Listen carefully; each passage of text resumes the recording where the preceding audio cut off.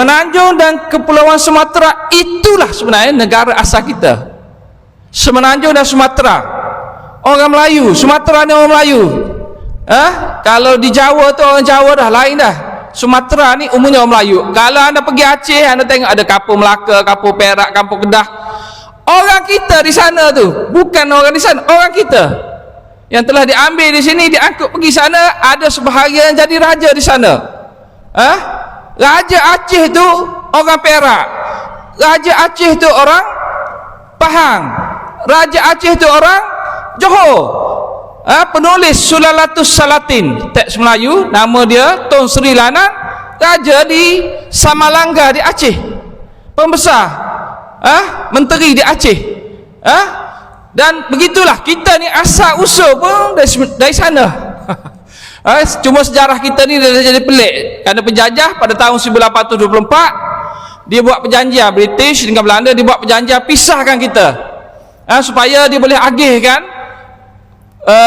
kekayaan satu sama lain. Belanda diberi Indonesia, dulu tak ada Indonesia ni, Sumatera ni, kerajaan-kerajaan Pasai, kerajaan Aceh, kerajaan Minangkabau, Palembang dan sebagainya ada di situ.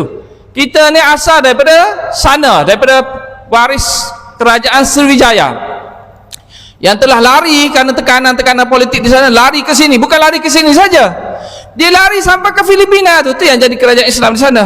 Dia lari ke Sarawak, dia lari ke Brunei, dia lari ke Sulu. Semua ini melibatkan putera-putera raja daripada Sriwijaya lari, dan sebahagiannya lari ke sini. Dengan nama pelbagai lah, ada orang masih berdebat lagi, tapi yang kita tahu secara umum Parameswara. Kemudian ada yang masuk Islam, dan kemudian tersebarlah Islam, jadilah kerajaan Melaka. Dia bukan Melaka bermula di situ. Kita ni nampak Melaka saja kerana dah buku sekolah kita sebut Melaka, kerana dia dah jadi entiti berlainan. Tahun 1824 British dan Belanda buat perjanjian kerana di sana mereka sedang berperang.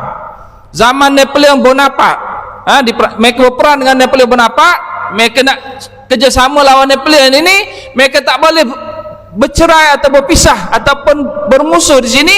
Mereka buat perjanjian. Kawasan di Sumatera diberi kepada Belanda, kawasan di Semenanjung dapat pada British.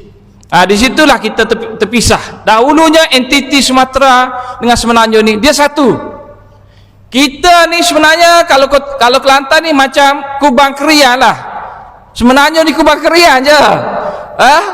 Yang ada di sana Sumatera, itulah ibu kotanya, Kota Baru atau Kuala Lumpur dengan mana? Dengan Bangi lah contohnya, jauh perbezaannya. Yang asalnya punca kepada tamadun, asas kepada kewujudan kita ialah di Sumatera. Kita kena faham itu.